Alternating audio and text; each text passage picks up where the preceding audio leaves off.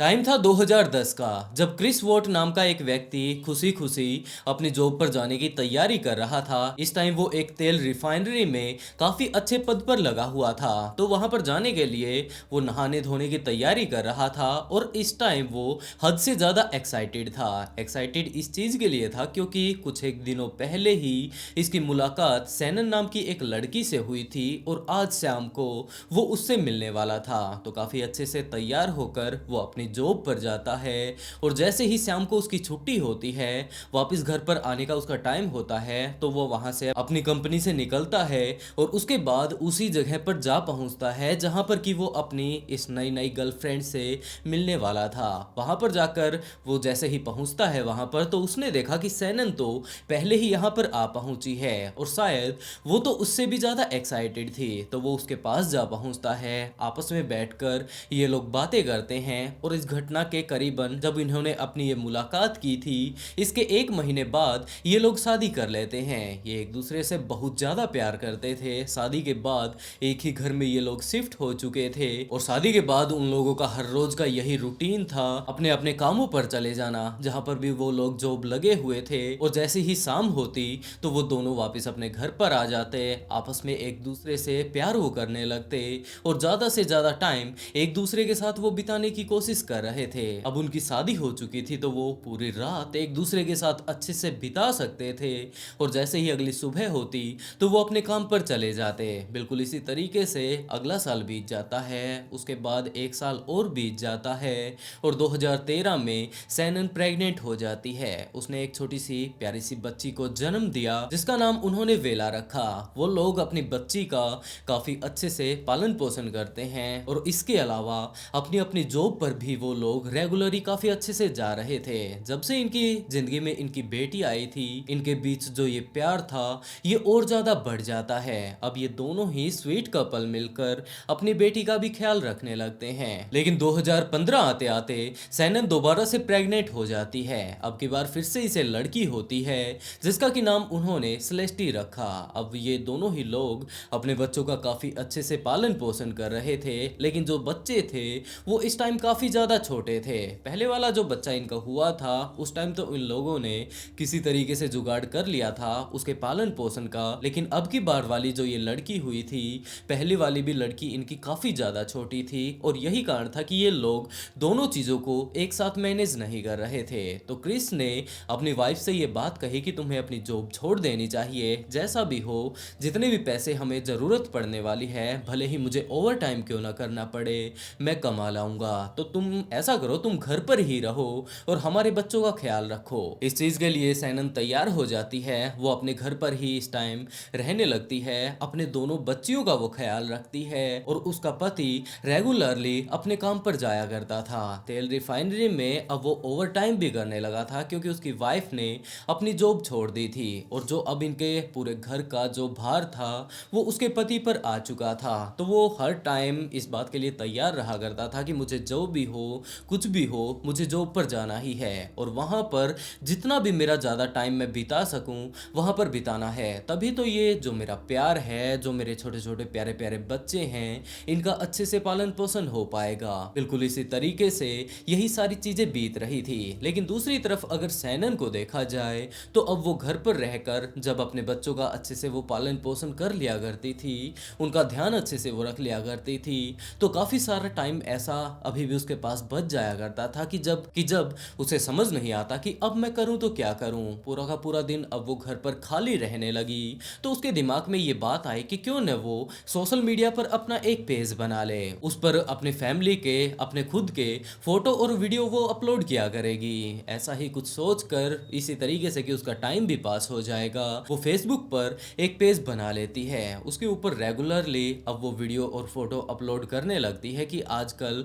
मेरे जिंदगी में कुछ ऐसा चल रहा है। हमारे परिवार में देखें तो मेरे दो बच्चे हैं, उसका पति कुछ इस तरीके से काम पर जाता है, पूरा का पूरा दिन वो अपने बच्चों का इस तरीके से ख्याल रखती है, उसका पति उससे इतना ज़्यादा प्यार करता है, उसके बच्चों से प्यार करता है और वो अपने फैमिली को कुछ इस तरीके से मैनेज कर रही है। यही सारी की सारी चीज़ें अब वो सोशल मीडिया पर डाला करती थी। काफ़ी सारे लोग ऐसे मौजूद थे जो कि फैमिली व्लॉगिंग देखकर काफ़ी ज़्यादा खुश हो जाया करते थे और धीरे धीरे कर वो लोग सैनन से जुड़ने लगते हैं। उसे वो लोग फॉलो करने लगते हैं। हर रोज की उनकी अपडेट वो देखा करते थे कि कितना प्यारा ये कपल है, एक दूसरे का कितना ज़्यादा ये लोग ख्याल रखते हैं। और इतने प्यारे प्यारे बच्चे अगर पूरे तरीके से अगर देखें तो ये एक बिल्कुल परफेक्ट फैमिली है। बिल्कुल एक प्यार करने वाला पति है, एक पत्नी है, छोटे छोटे दो प्यारे बच्चे हैं। और जिंदगी में चाहिए भी तो क्या, पति को जॉब लगी हुई है, पत्नी बच्चों को संभाल रही है, लाइफ बिल्कुल इनकी तो सेट है। यही सारी बातें बाहर के लोग इस टाइम सोचा करते थे और असल में इनकी फैमिली में कुछ ऐसा था भी। लेकिन जैसे जैसे टाइम बीतता है तो एक समय ऐसा आया जब सैनन दोबारा से प्रेग्नेंट हो जाती है और अब क्रिस ये बात उससे कहता है कि मुझे और ज्यादा ओवर टाइम अपनी जॉब पर करना होगा, उसी से मैं ज्यादा से ज्यादा पैसे कमा पाऊंगा।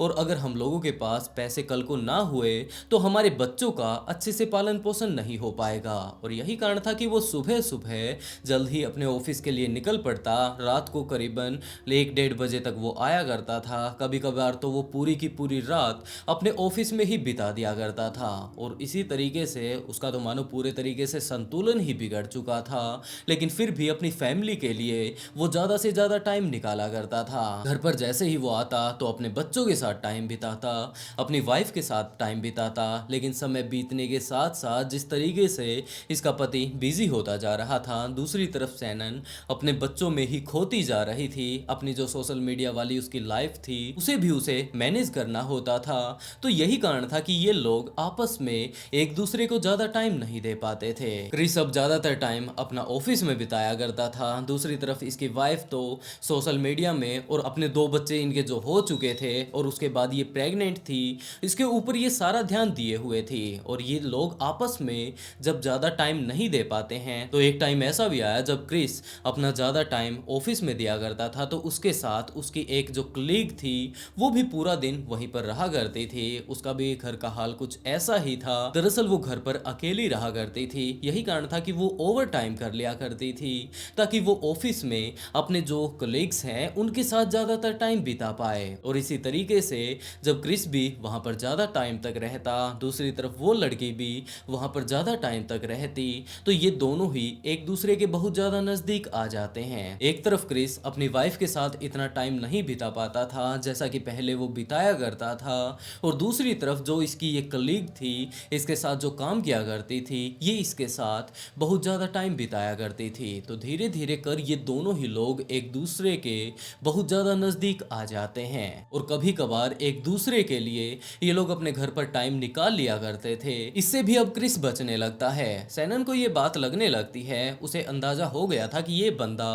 पहले मेरे लिए, अपने बच्चों के लिए किसी भी तरीके से टाइम निकाल लिया करता था, लेकिन अब तो हर टाइम इसके दिमाग में यही बात चलती रहती है कि ये ऑफिस जा रहा है, वापस वहां से आ गया, आके सो गया और उसके बाद अगली सुबह दोबारा से तैयार होकर ऑफिस के लिए निकल जाता है। मानो इसके लिए हम लोग तो एग्जिस्ट करते ही नहीं। और इन्हीं सारी चीजों के बारे में सैनन अपनी एक दोस्त निकोल को बताने लगती है। निकोल ने कहना शुरू किया कि तुम्हारी फैमिली लगातार बड़ी होती जा रही है और दूसरी तरफ तुम्हारे पति तो सिर्फ और सिर्फ अपने काम पर जा रहे हैं। तुम्हें इस तरीके से उसके ऊपर शक नहीं करना चाहिए। उसने तो तुम्हारी भी जॉब छुड़वा दी ताकि उनके बच्चों का अच्छे से पालन पोषण हो पाए, और वो सिर्फ और सिर्फ अपने बच्चों के अच्छे से पालन पोषण के लिए इस तरीके से ओवर टाइम कर रहा है, तो तुम्हें उसके ऊपर शक नहीं करना चाहिए। सैनन भी इस बात के लिए मान जाती है कि हाँ, जो कुछ भी वो कर रहा है उनके लिए ही कर रहा है, लेकिन उसकी इस तरीके की हरकतों को देखते हुए अब उसे उसके ऊपर शक हो रहा है। तो निकोल ने कहा कि तुम ज्यादा शक वगैरह अपने दिमाग में मत पालो, नहीं तो तुम्हारे रिश्ते में दरार आने में ज्यादा टाइम नहीं लगेगा। सैनन अपने आप को समझाने की कोशिश करती है और उसके बाद एक टाइम ऐसा भी आया जब सैनन ने निकोल से ये बात कही कि उसे अपनी नेक्स्ट डिलीवरी के लिए, खुद के चेकअप के लिए डॉक्टर के पास जाना है। तो वो अकेली तो नहीं जा पाएगी, उसके पास 2 छोटे छोटे बच्चे भी हैं, इनका भी ख्याल उसे रखना है, तो क्या वो उसके साथ चल पाएगी। और निकोल इस बात के लिए बिल्कुल तैयार हो जाती है कि अगर दोस्त ही दोस्त के काम नहीं आएगा तो आखिरकार कौन आएगा। तुम सीधा का सीधा ये बताओ कि तुम्हारा डॉक्टर कहाँ पर है। और वो दोनों ही डॉक्टर के पास जा पहुंचती हैं। वहां पर जाकर अपना चेकअप वगैरह जो कुछ भी सैनन को करवाना था वो करवाकर वो लोग वापस आ जाते हैं। और रात के समय जब क्रिस वापस अपने घर पर आता है तो इन दोनों पति पत्नियों के बीच किसी बात को लेकर लड़ाई हो जाती जाती है और उसके बाद निकोल अपना सारा का सारा सामान उठाकर वहां से निकल जाती है कि मैं अपने पिता के घर जा रही हूँ, मुझे तुमसे कुछ भी बातें नहीं करनी है। इस टाइम अगर क्रिस को देखा जाए तो वो बहुत ज़्यादा थक चुका था और उसने यही बात सोची कि जो भी हो देखा जाएगा, मैं इसे कल जाकर मना लाऊंगा। तो वो आराम से जाकर वहां पर सो जाता है। अगली सुबह जैसे ही उसकी नींद खुलती है, दरअसल निकोल ने उसके पास फ़ोन किया था कि इस तरीके से सैनन को मैंने कॉल किया था, लेकिन अभी तक उसने मेरा फ़ोन उठाया ही नहीं। और दूसरी तरफ अगर देखा जाए तो हर रोज़ का उसका ये रूटीन था कि वो सोशल मीडिया पर अपनी फ़ोटो डाला करती थी, अपनी वीडियो डाला करती थी, लेकिन आज इसने ना तो फ़ोटो डाली है, ना वीडियो डाली है, ना वो मेरा फ़ोन उठा रही है। आखिरकार वो कहाँ पर है? और उसके बाद क्रिस ने सारी की सारी बातें बताई कि यार रात को हम दोनों की लड़ाई हो गई थी, वो मुझे ये धमकी देकर गई है कि वो तो अपने घर पर जा रही है अपने पिता के साथ, अब वो सारा टाइम बिताने वाली है। और दूसरी तरफ निकोल को भी इस बारे में पता था कि सैनन अपने पति के ऊपर इस टाइम शक कर रही है। ये तो बेचारा पूरा का पूरा दिन अपने ऑफिस में काम करता है, उसे इस बात से कोई मतलब नहीं कि उसकी जिंदगी में क्या चल रहा है, वो तो सिर्फ और सिर्फ पैसा कमाने के बारे में सोच रहा है, वो भी अपनी फैमिली के लिए। तो इन्हीं सारी चीजों के बारे में निकोल को पहले ही अंदाजा हो चुका था। तो वो उनके घर पर आती है और उसके साथ कुछ एक देर तक बैठकर बातें करती है और उसके बाद सैनन के पिता के पास वो कॉल करते हुए ये बात कहती है कि रात को सैनन कुछ इस तरीके से अपने पति के साथ लड़ाई करके यहाँ से चली गई है, तो क्या आप लोग उससे मेरी बात करवा पाएंगे। लेकिन दूसरी तरफ सैनन के माता पिता ने ये बात कही कि बेटा वो तो यहाँ पर आई ही नहीं। इस चीज़ को लेकर निकोल काफ़ी ज़्यादा परेशान हो जाती है और उसके बाद जाकर उसने क्रिस को भी बताया कि वो तो अपने घर पर गई ही नहीं। इस चीज़ को जानकर क्रिस भी बहुत ज़्यादा हैरान रह जाता है कि ऐसा कैसे हो सकता है। रात को हम दोनों की लड़ाई हुई, उसने अपना बैग वगैरह पैक किया, बच्चों को उसने अपने साथ लिया और उसके बाद वो यहाँ से चली गई थी। अब मुझे नहीं पता कि आखिरकार वो गई तो गई कहाँ पर और मैं जाकर उसे ढूंढूं तो ढूंढूं कहाँ पर, जिसके चलते उसने उसी के सोशल मीडिया हैंडल से उसके लिए एक वीडियो बनाई कि वो उससे बहुत ज़्यादा प्यार करता है, वो उसके बिना नहीं रह सकता, जो भी उसके बीच लड़ाई हुई थी वो उसके लिए उससे माफ़ी मांग रहा है। और इसके अलावा अगर किसी भी उसके फ़ैन को उसके बारे में पता हो तो वो उस तक ये मैसेज पहुंचा दे या फिर उसका पता उसे बता दे, वो जाकर उसे मना लेगा। यही सारी की सारी बातें बोलकर एक वीडियो में वो उसके सोशल मीडिया हैंडल पर उसे अपलोड कर देता है। Shanann, Bella, Celeste, if you're out there, just come back. Like, if somebody has her, just please bring her back. I need to see everybody. I need to see everybody again. This house is not complete without anybody here. तो एक लड़की missing हो चुकी थी और इसकी खबर police वालों तक जरूर पहुंचनी ही थी। पुलिस वाले यहाँ पर इन्वेस्टिगेशन करने के लिए आते हैं। यहाँ पर आकर जो कुछ भी वो लोग क्रिस से पूछ सकते थे वो सारी ही बातें पूछ लेने के बाद वो लोग घर के बाहर आते हैं और यहाँ पर आसपास में सीसीटीवी कैमरा चेक करने लगते हैं कि हो सकता है यहाँ पर कोई सीसीटीवी कैमरा वगैरह लगा हुआ हो, क्योंकि पुलिस वाले इस टाइम उसे हर जगह पर ढूंढ चुके थे। लेकिन जब उसके बारे में कुछ भी पता नहीं चलता है तो पुलिस वालों ने सीसीटीवी कैमरे चेक करने शुरू किए। सारे ही सीसीटीवी कैमरे वहां पर जो कुछ भी लगे हुए थे उन्हें वो लोग चेक कर चुके थे। और उसके अलावा एक सीसीटीवी कैमरा ऐसा भी मौजूद था जो कि उनके पड़ोसियों के यहाँ पर घर पर लगा हुआ था और उसका एक छोटा सा एंगल यहाँ पर इनके घर पर भी दिखाई दे रहा था। वो लोग देख सकते थे कि यहाँ से निकलकर वो लड़की कहाँ पर गई होगी। तो उन्होंने वही जाकर चेक करना शुरू किया तो उन्हें काफी ज्यादा अजीब चीज दिखाई देती है। उन्होंने देखा कि सैनन तो रात के समय यहाँ से बाहर नहीं निकली, जबकि उसका पति ही अपनी गाड़ी में कुछ लोड करता हुआ नजर आ रहा है। इसके अलावा इसके बच्चे भी इसके साथ जा रहे हैं और उसके बाद ये अपनी गाड़ी लेकर इस तरफ गया था। वो लोग रास्ते में लगे हुए सारे ही सीसीटीवी कैमरों को लगातार चेक करते जा रहे थे और उसके बाद एक समय ऐसा आया जब वो शहर से बाहर निकल जाता है तो पुलिस ऑफिसर्स जाकर क्रिस से ही पूछताछ करने लगते हैं कि हाँ भाई, इस तरीके की हम लोगों ने वीडियो देखी है, तूने ऐसा कुछ तो बताया ही नहीं और आखिरकार तू उस टाइम गया तो गया कहां पर था। लेकिन इस बात का जवाब वो नहीं दे पाया कि रात को अगर तुझे जाना पड़ा था तो जो ये बच्चे हैं इन्हें तू अपने साथ क्यों लेकर गया था और जो एक चीज तूने उठाकर अपनी गाड़ी में डाली है आखिरकार वो क्या थी। तो इन्हीं सारी चीजों के बारे में उसे समझ नहीं आ रहा था कि वो अब पुलिस वालों को क्या बताए। अब वो पूरे तरीके से कंफ्यूज हो चुका था। पुलिस वाले उसे पकड़ लेते हैं। ऐसी वीडियो देखकर वो अपने साथ उसे पुलिस स्टेशन लेकर जाते हैं और वहां पर जब पूछताछ की जाती है तो उसने बताना शुरू किया कि जनाब दरअसल मेरी पत्नी को मेरे अफेयर के बारे में पता चल चुका था और वो बहुत ज्यादा गुस्सा हो चुकी थी और काफी ज्यादा गुस्सा हो जाने के कारण उसने ही हमारे बच्चों की जान ले ली थी। एक बच्चे की उसने जान ले ली थी, दूसरे को आप लोगों ने गाड़ी में बैठते हुए देख लिया था और मैं सिर्फ और सिर्फ उन्हें वहां पर रोकने की कोशिश कर रहा था, लेकिन इस बात का जवाब अभी भी वो नहीं दे पाया कि आखिरकार वो इतना बड़ा सा बोरा उसने जो अपनी गाड़ी में डाला था वो किस चीज का था। तो पुलिस वाले दोबारा से उससे जोर जबरदस्ती से अपने तरीके से इन्वेस्टिगेशन करने लगते हैं और उसके बाद उसने सारी की सारी चीजें डिटेल से पुलिस वालों को बतानी शुरू की। उसने बताया कि जनाब जैसे ही वो रात को हमारे घर पर वापस आती है, यहाँ पर आने के बाद मेरे पास कुछ एक ऐसी चीजें मौजूद थी जिससे कि उसे पता चल जाता है कि मैं उसे धोखा दे रहा हूँ और मेरे जो ऑफिस में मेरे साथ मेरे कोलीग है उसके साथ मेरा अफेयर चल रहा है। तो हम दोनों के बीच लड़ाई होने लगती है। गुस्से गुस्से में मैंने यहीं पर जो टेबल पर एक भारी से ऑब्जेक्ट रखा हुआ था मैंने उसे उठाया और उसके सिर में दे मारा और उसके बाद वो महिला अपनी जान गंवा देती है। मुझे अब समझ नहीं आ रहा था कि मैं करूं तो क्या करूं, लेकिन इस कांड को करते हुए भी मेरी बड़ी बेटी ने मुझे देख लिया था और वो लगातार मुझसे पूछ रही थी कि आखिरकार मोम को क्या हो गया है, लेकिन मैं उसे जवाब देता भी तो क्या, जिसके चलते मैंने उसकी बॉडी को उठाया, अपनी गाड़ी में रखा और उसके बाद अपनी दोनों ही बेटियों को गाड़ी में बैठा लिया। हम लोग जाते हैं मेरी तेल रिफाइनरी के जो वो बड़े बड़े कंटेनर लगे हुए थे वहाँ पर और उसके बाद मैं अपनी वाइफ की बॉडी को उठाता हूँ। वहाँ पर कंटेनर की साइड में जो काफ़ी सारी मिट्टी मौजूद थी, वहाँ पर कोई भी रात के समय आता जाता नहीं था, वहाँ पर काफ़ी बड़ा मैं एक खड्डा खोदता हूँ और उसके बाद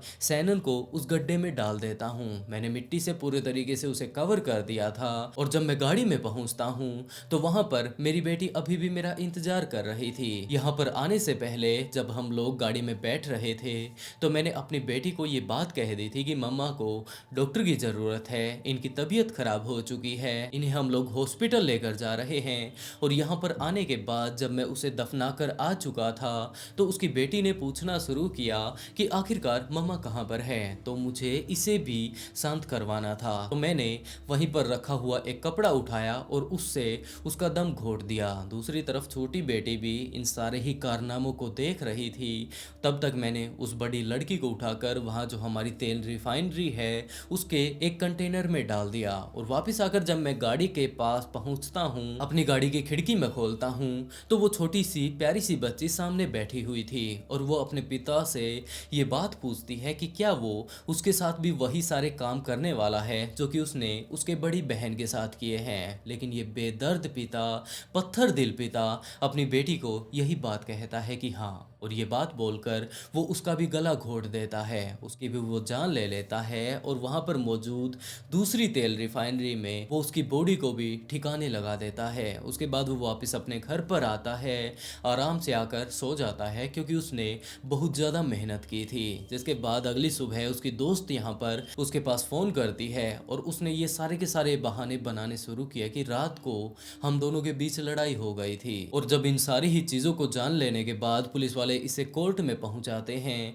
तो वहां पर जज ने उसके ऐसे कारनामों को देखते हुए एक यही बात कही कि ये बंदा समाज के लिए खतरा है और इसे बाहर कभी भी नहीं निकलने देना चाहिए, जिसके चलते उसे उम्र कैद की सजा सुनाई जाती है। वैसे दोस्तों इस केस के बारे में आप लोग क्या कहना चाहेंगे कि यहाँ पर असल गलती किसकी थी? क्या वो लोग आपस में एक दूसरे को टाइम नहीं दे पा रहे थे? क्या ये गलती है या फिर दूसरी तरफ क्रिस अपना ज्यादातर टाइम ऑफिस में ही बिताया करता था, वहां पर वो किसी अनजान लड़की के साथ प्यार करने लगता है जबकि उसे इस बारे में पता था कि घर पर उसकी वाइफ है, उसके बच्चे हैं, एक खुशहाल परिवार इस टाइम घर पर उसकी वेट कर रहा है? या फिर सैनन की गलती है जो कि अपने पूरा का पूरा टाइम या तो अपने बच्चों को दे रही थी या फिर अपना पूरा ही टाइम वो सोशल मीडिया पर बिता रही थी? आप लोग इस केस के बारे में क्या कहना चाहेंगे? और इसके साथ साथ ये भी बताएं कि आज की स्टोरी आप लोगों को कैसी लगी, आप लोग इस केस के बारे में क्या कहना चाहेंगे? वैसे दोस्तों आज के लिए बस इतना ही।